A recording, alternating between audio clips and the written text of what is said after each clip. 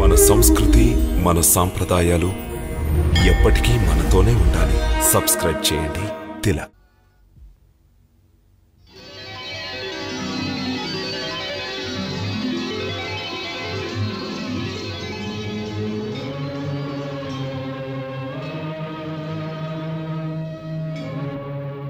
జగదీశ్వర, ఆనతివ్వండి. దేవి యోగమాయ, ఇప్పుడు ధరిత్రిపై నీవు ఉద్భవించే సమయం ఆసన్నమైంది. నేను ఉద్భవించవలసిన సమయమా, లేక తమరు ఉద్భవించే సమయమా? మన ఇద్దరిది. మనమిద్దరం ఒకేసారి ధరిత్రిపై అవతరించాలి. మహాపవిత్రమైన దేవకీదేవికి పుత్రునిగానే జన్మిస్తాను. మరి నీవు నందుని పత్ని యశోద గర్భాన జన్మించాలి. ఆ పైన పరిస్థితుల వల్ల మనిద్దరం ఒకరి మాతాపితల వద్దకు మరొకరం చేరతాం. ఓ విధంగా చూస్తే నీవు మాకు సోదరివవుతావు. నేను అదృష్టవంతురాల్ని ప్రభు. తమ తోబుట్టువుగా జనించే వరాన్ని అనుగ్రహిస్తున్నారు.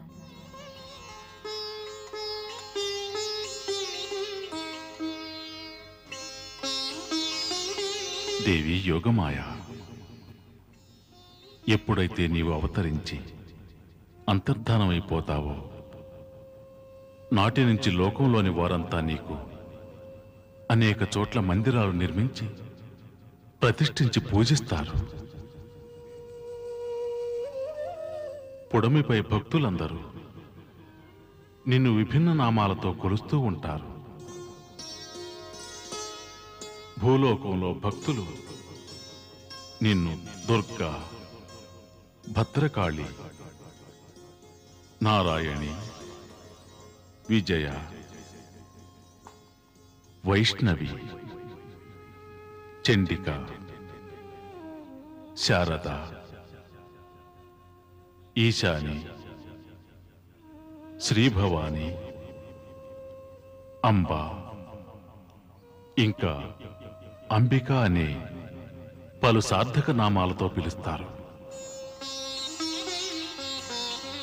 దేవి, సమస్త ప్రాణులకు అభీష్ట వరదానం చేయటమే నీ కర్తవ్యం. వరదానం చేయునప్పుడు మాలోని సర్వశక్తులు తప్పక నీ అధీనంలోకి వస్తాయి.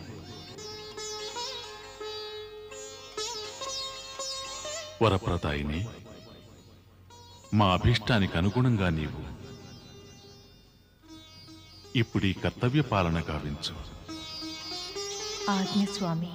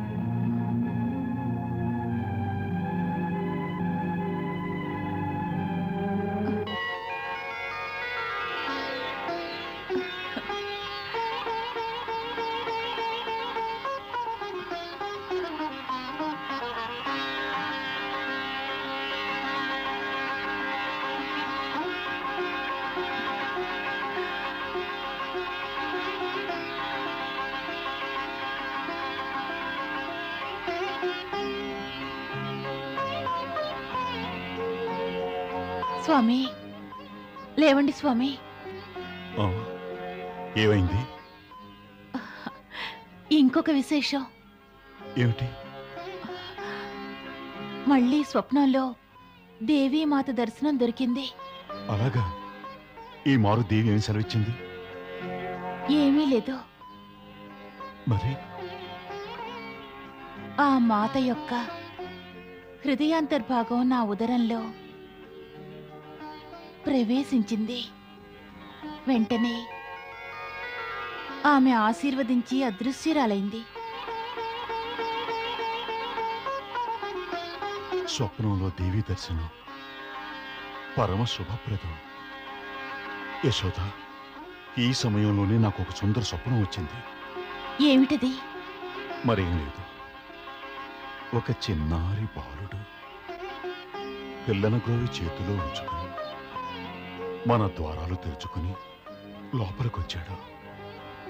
ఆ సమయంలో నువ్వు నిద్రాభంగం కలిగించావు.